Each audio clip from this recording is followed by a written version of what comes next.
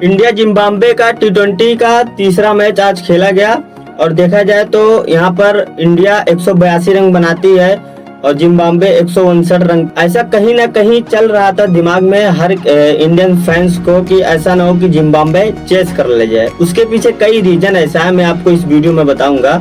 और उसके बाद में अगर देखा जाए तो सिर्फ इंडिया 23 रन से जीतती है। 182 रन बनाने के बाद भी सिर्फ 23 रन से जीतती है।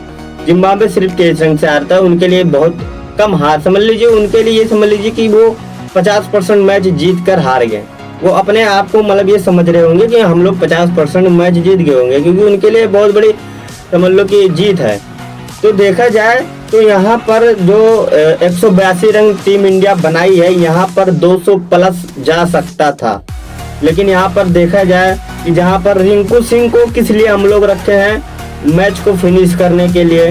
जब देखा जा रहा है कि 17वां ओवर में सुमन गिल का विकेट गिर जाता है और उसके बाद में सिर्फ देखा जाए तो 16-17 बॉल बचा रहता है, तो रिंकू सिंह को भेजना चाहिए था।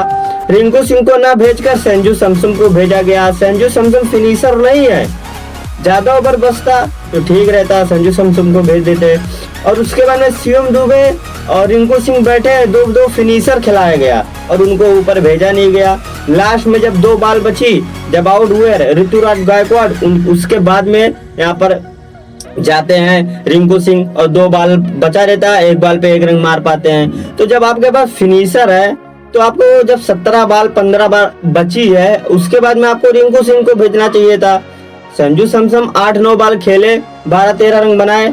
अगर यही रिंकू सिंह खेला होता 7-8 बॉल तो 100% वो 25-30 रन मार ही देता। 25-30 रन है तो 20 रन तो मार ही देता, 2-3 छक्का 1 छक्का तो मार ही देता। लेकिन यहाँ पर देखा जाए तो संजू सैमसन को भेजा गया और उसके बाद में यहीं से इंडिया कम से कम 20 रन शॉर्ट हो गई। जिस उस ग्राउंड पे ऐसा लग रहा था कि इंडिया का 200 स्कोर बनेगा।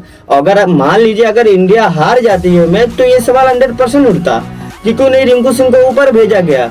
जब बॉल कम था, ओवर कम था तो क्यों नहीं भेजा गया। लेकिन जीत गए तो इसके लिए इस पे पर्दा डाल दिया जाएगा। लेकिन ऐसा नहीं होना चाहिए, क्योंकि जीतने के बाद चाहे जितनी गलती रहती है उस पर पर्दा डाल दिया जाता है। लेकिन मैं आपको बताता हूँ कि जब कम बॉल बचा रहता है तो रिंकू सिंह जब हमारे पास फिनिशर इतना पावर हिटेड फिनिशर है, अभी पिछला मैच में इतना लाजवाब तेज गेंद पे 48 रन बना के जाता है, तो उसे भेजना चाहिए। तो यहाँ पर इंडिया का हो सकता था 200 प्लस जाता स्कोर। तो यहाँ पर चेसिस कमजोर हो जाती जिम्बाब्वे का। 200 जब स्कोर बन जाता है तो चाहे जितनी बड़ी टीम हो चाहे छोटी टीम हो, तो उनका दिमाग में ये चलता है कि 200 है बहुत मुश्किल है।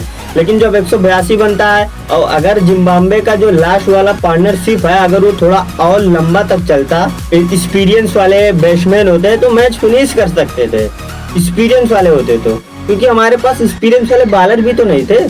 आवेश खान लास्ट में इतना ज्यादा पिट गए, खलील अहमद बहुत अच्छा बॉलिंग करके गए और उसके बाद में उन्हें पता था कि शिवम दुबे और अभिषेक शर्मा 5 टाइम बॉलर है, तो उन्हें अटैक कर दिए।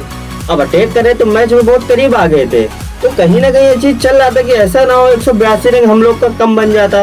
तो उससे पहले जो ऐसा लगे ही ना ऐसा रन बना दो जिस ग्राउंड पे आराम से 200 रन बन सकता था। लेकिन यहाँ पर देखा जाए तो रिंकू सिंह को ना भेजकर वहाँ पर 20 रन टीम इंडिया अपना शॉर्ट कर ली थी। अब इसमें देखा जाए तो अभिषेक शर्मा जो ओपनर है उसे तीसरे नंबर पे भेजा गया, ये भी चीज देखने वाली बात होगी। अब खिलाना है तो ओपनर ही खिलाओ, नहीं तो तीसरे नंबर पर किसी का पोजीशन लेकर अभिषेक शर्मा को क्यों खिलाना है। अब अभिषेक शर्मा ओपनिंग जब आता है तो ताबड़तोड़ बल्लेबाजी करता है, पावर प्ले में पावर प्ले का फायदा उठाता है, क्योंकि सब लोग खिलाड़ी अंदर रहते हैं तो उसमें वो सक्सेस है। अभी तक देखा जाए तो पावर प्ले में सक्सेस है, क्योंकि वो उसी तरह से बैटिंग ही करता है। अब उसको आज तीसरे नंबर पे भेजा गया, वो बंदा 11 गेंद पे 12 रन बना के आउट हो जाता है।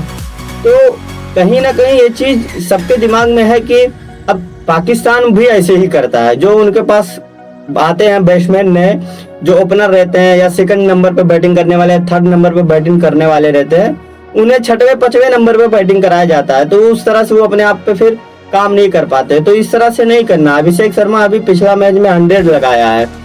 SSB जायसवाल ठीक आ गए थे, लेकिन अगर खिलाना ही रहता अभिषेक शर्मा को तो ओपनिंग ही करवाते, नहीं तो फिर बाहर ही बैठा दी तो कोई दिक्कत नहीं होती। लेकिन यहाँ पर देखा जाए तो 11 गेंद पे 12 रन मार के गए, तो कहीं ना कहीं टीम का भी तो नुकसान हुआ है।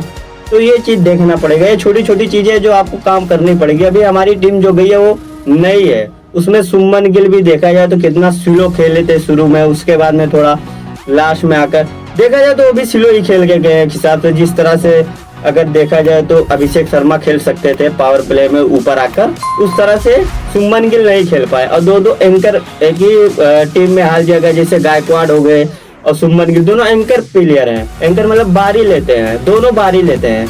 तो एंकर प्लेयर को सिर्फ एक ही को रखना है जो तीसरे नंबर पर बैटिंग करता हो। अब तीसरे नंबर पर आपको अभिषेक शर्मा को रख दिया। अभिषेक शर्मा ताबड़तोड़ बल्लेबाजी करता है।